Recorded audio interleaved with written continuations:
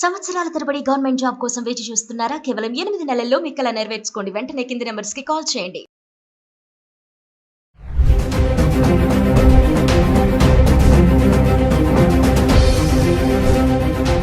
Hi hello నమస్తే, welcome back to Suman TV. ప్రస్తుతం మనతో పాటు ఉన్నారు consumers affairs committee chairman Mandari Krishnareddy garu. నమస్తే సార్. నమస్తే. సార్, అమెరికా ట్రంప్కి సంబంధించి మనం వీడియోలు చేస్తూనే ఉన్నాము. మరి కొత్తగా అమెరికాలో ఉన్నటువంటి భారతీయ విద్యార్థులను భయపెడుతున్నటువంటి కొత్త బిల్, ఓపీటీ బిల్, అది రద్దు చేసేసాడు. మరి ఏంటి సార్, దానివల్ల మన వాళ్ళకి వచ్చినటువంటి నష్టాలు ఏంటి? అంటే ఎవరైనా ఇతర దేశస్తులు అమెరికా వెళ్ళి చదువుకునే స్టూడెంట్స్ కానీ, లేక ఏదైనా రీసెర్చ్ స్కాలర్స్ కానీ, ఎడ్యుకేషన్ సంబంధించినటువంటి లైన్లో ఉన్న వాళ్ళకి ఎక్కువ భాగం అమెరికాలో ఒక విధానం కొనసాగుతోంది.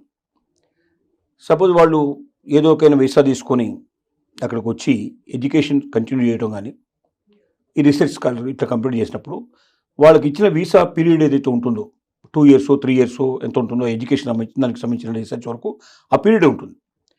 ఆ పీరియడ్ తర్వాత కూడా 1 సంవత్సరం నుంచి 3 సంవత్సరాల దాకా వాళ్ళు అక్కడే ఉండి జాబ్స్ చేసుకుంటూ ఇంకా ఫర్దర్గా ఆ రీసెర్చ్ లోపల ఇంకా ముందుకెళ్ళడానికి కానీ, ఎడ్యుకేషన్లో ముందుకెళ్ళడం కానీ, లేదా జాబ్ ఏదైనా చూసుకోవడానికి పాసిబిలిటీ కానీ దానికి తగినట్టుగా ఒక అవకాశం గతంలో ఉండేది.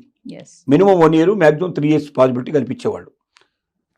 ఈ పీరియడ్లో వాళ్ళకి ఏంటంటే వీసా ఉన్నట్టే లెక్క, అంటే వీసా ఎక్స్టెండ్ చేసినట్టు లెక్క. ఒక రకంగా ఓపీటీ అంటే ఇక్కడ వాళ్ళకి వీసా ఎక్స్టెండ్ చేయడం ఒకటేను, వాళ్ళు పని చూసుకోవడానికి ఒక అవకాశం ఉండేది. అయితే ఇది ఎక్కువ ఏంటంటే యూనివర్సిటీలో మాత్రమే ఈ పని చూసుకోవాలనేది, క్యాంపస్లో ఉండాలి. అది వారానికి 20 గంటలు మాత్రమే పని చేయాలనేది ఉంది, కండిషన్ ఉంది. అంతకన్నా ఎక్కువ పని చేస్తే అది నేరం కింద లెక్క. కానీ సహజంగా యూనివర్సిటీలో ఇంతమందికి జాబులు దొరకడం చాలా కష్టం. కాబట్టి ఏం చేస్తారు వీళ్ళు, యూనివర్సిటీలో కాకుండా బయటకు వెళ్ళి పనులు చూసుకుంటారు. 20 hours చేస్తే దానివల్ల లాభం లేదు. కాబట్టి ఎందుకంటే 20 hours అమెరికన్ సిస్టమ్ ప్రకారంగా చేస్తే, అంటే అమెరికన్స్కి ఎంత అయితే డబ్బులు ఇస్తారో అంత డబ్బులు మన ఇండియన్స్ కూడా ఇచ్చేటైతే 20 hours సరిపోతుంది. కానీ అమెరికన్స్కి ఇచ్చే దాంట్లో 1/4 1/3 మనకి ఇస్తారు కాబట్టి అది సరిపోదు. కాబట్టి ఏం చేస్తారంటే 20 గంటలు సరిపోదు కాబట్టి బయటికి ఎక్కువ గంటలు పనిచేస్తారు.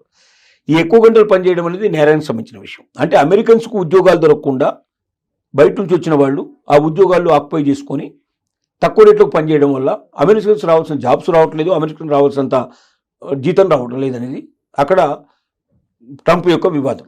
ట్రంప్ ఓపీటీ రద్దు చేయడంలో ముఖ్యమైన కారణం అది. ఇప్పుడు దీనివల్ల ఏమైందంటే లక్షల మంది విద్యార్థులు నష్టపోయే పరిస్థితి ఏర్పడింది. అంటే వాళ్ళకి చదువు అయిపోగానే ఇక వాళ్ళు వెంటనే మూటముళ్ళు సర్దుకొని వచ్చేసేయాలి, వెనక్కి రావాలి. ఏమాత్రం అక్కడ ఉండడానికి వీలు లేదు. గతంలో అయితే ఓపీటీ ఉండడం వల్ల మినిమం 1 year నుంచి 3 years దాకా వాళ్ళు షెల్టర్ ఉండేది. ఆ 3 yearsలో వాళ్ళకి యూనివర్సిటీ లోపల కూడా పనిచేసుకునే అవకాశం ఉండేది, బయట కూడా పనిచేసుకునే పాసిబిలిటీస్ ఉండేది. వాళ్ళు మొత్తం మీద అంటే యూనివర్సిటీ అని ప్రతిబంధకం పెట్టినా కూడా చాలామంది ఎక్కడ చేస్తున్న స్టూడెంట్ వీసా ఉంది కదా ఇతనికి, ఎట్లాగైనా 3 ఏళ్ళు 2 ఏళ్ళు ఉంది కదా వీళ్ళు చెప్పిన ప్రకారం ఓపీటీ ప్రకారం, కానీ ఎవరు కూడా పోలీసు కానీ ఎవరు ఆబ్జెక్షన్ చెప్పేవాళ్ళు కాదు. ఇప్పుడు ట్రంప్ తీసుకుని నిర్ణయం ఏమైందంటే లక్షలాది మంది విద్యార్థులు వాళ్ళ ఇండియాకు రావాల్సిన పరిస్థితి ఏర్పడింది. ఖచ్చితంగా రాకపోతే ఇంకో మార్గం లేదు. ఎందుకంటే వాళ్ళని 1 month లోపల వాళ్ళకి ఈరోజు ఓపీటీ రద్దు చేశారు, 1 month టైం ఇచ్చారు. 30 రోజుల లోపల వాళ్ళు ఎట్టి పరిస్థితులు ఇండియాకు తిరిగి రాకపోతే వాళ్ళ మీద కేసులు ఫైల్ చేసే అవకాశం ఉంది, వాళ్ళ జైలు పంపించే అవకాశం ఉంది, వాళ్ళ మీద రకరకాల యాక్షన్స్ తీసుకునే అవకాశం ఉంది, ముద్రేసేస్తారు. స్టూడెంట్స్నే కాకుండా సార్, అక్కడ ఉన్నటువంటి యూనివర్సిటీస్ కూడా ఈ బిల్లుతో భయపడుతున్నాయి అంటే ఏం చెప్తారు సార్? ఎందుకు భయపడుతున్నాయంటే యూనివర్సిటీస్ ఎప్పుడు బాగా కలకలాడుతుంటాయి, స్టూడెంట్స్ ఉంటే బాగా కలపడతాయి. స్టూడెంట్స్ని బయటకు పంపించడం మొదలుపెట్టిన తర్వాత ఈ ఓపీటీ సిస్టమే లేకపోతే అసలు ఎవరు చదువుకోవడానికి రారు. ఎందుకంటే మా చదువు అయిపోయిన తర్వాత కూడా ఇంకా 1 year నుంచి 3 years అక్కడే ఉండొచ్చు, అమెరికాలో ఏదైనా మంచి ఉద్యోగం సంపాదించుకోవచ్చు, లేదా ఫర్దర్గా స్టడీస్ అయినా ఫర్దర్గా ఇంకేదైనా సరే మా జీవితాన్ని సెటిల్ చేసుకోవచ్చు అనే ఉద్దేశంతో వస్తున్నారు. నీకు నీ చదువు వరకు మాత్రమే కంప్లీట్ చేసుకుని పోవాలంటే అమెరికానే రావాల్సిన అవసరం లేదు. ఇండియాలో కూడా మంచి చదువు ఉంది మనకు, ఇండియాలో కూడా మంచి యూనివర్సిటీస్ ఉన్నాయి మనకు. ఇవి కాకుండా అమెరికా కన్నా చాలా తక్కువ ఖరీదు చేసేవి, తక్కువ ఖర్చు అయ్యేటువంటి అనేక దేశాల లోపల యూనివర్సిటీస్ ఉన్నాయి. ఇంకెక్కడికైనా వెళ్ళొచ్చు. అమెరికాలో పర్టికులర్గా ఎందుకు వస్తున్నారంటే అమెరికాలో పార్ట్ టైం జాబ్ చేసుకునే అవకాశం ఉంది, చదువుకునేటప్పుడు కూడా పార్ట్ టైం చేసుకోవచ్చు. అలాగే చదువు అయిపోయిన తర్వాత కూడా 1 year నుంచి 3 years ఇక్కడ ఉండొచ్చు. మనం ఈ లోపల మనం ఏదో ఒక ఉద్యోగం సంపాదించుకొని మనం పూర్తిగా సెటిల్ కావచ్చు 100% అనే ఉద్దేశంతో మాత్రమే అమెరికాకు వస్తున్నారు. ఇప్పుడు ఓపీటీ తొలగించిన తర్వాత ఇక అక్కడ ఉద్యోగాలు వస్తాయనేది కల్లా, అక్కడ వెయిటింగ్ పీరియడ్ లేదు. మరి అలాంటప్పుడు ఎందుకు వస్తారు? కొత్త విద్యార్థులు రారు, ఉన్న విద్యార్థులు వెళ్ళిపోతారు, కొత్త విద్యార్థులు రారు. మరి యూనివర్సిటీస్ ఏమైపోతాయి? నష్టాల బారిన పడిపోతాయి. చివరికి యూనివర్సిటీలు మూసుకోవాల్సిన పరిస్థితి ఏర్పడుతుంది. అందుకే యూనివర్సిటీస్ వణికిపోవడానికి కారణం అది, భయపడడానికి కారణం అదే మెయిన్గా. సరే, ట్రంప్ టార్గెట్ ఇప్పుడు స్టూడెంట్స్ అంటారా?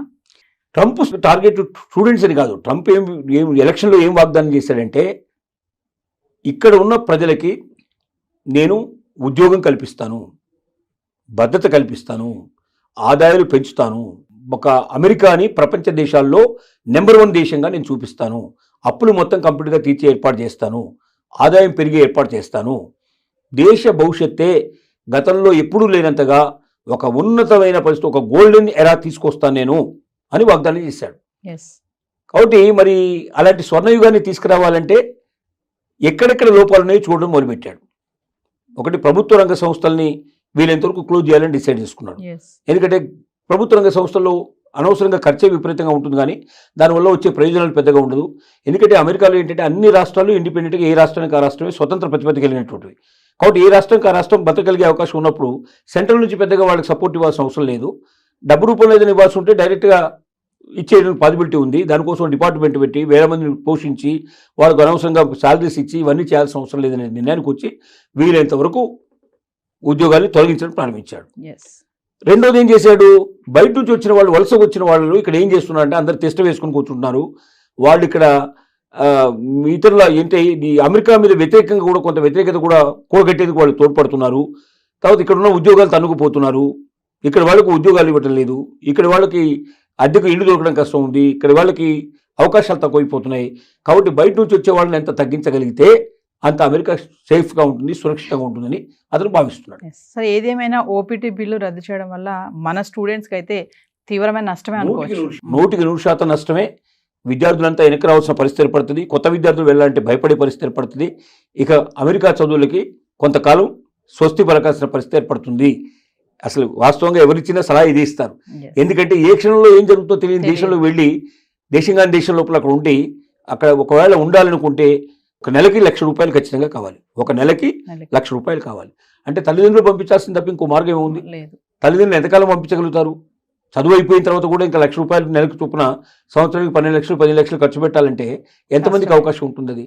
కాబట్టి చాలా మంది పోరు. 100కి 90 మంది 95 మంది వెనక్కి వచ్చేస్తారు. ఒక 5% పీపుల్ 10% పీపుల్ మేబీ డబ్బు బాగా ఉన్నవాళ్ళు పంపించుకునే పాసిబిలిటీస్ ఏర్పడతాయి. Thank you sir.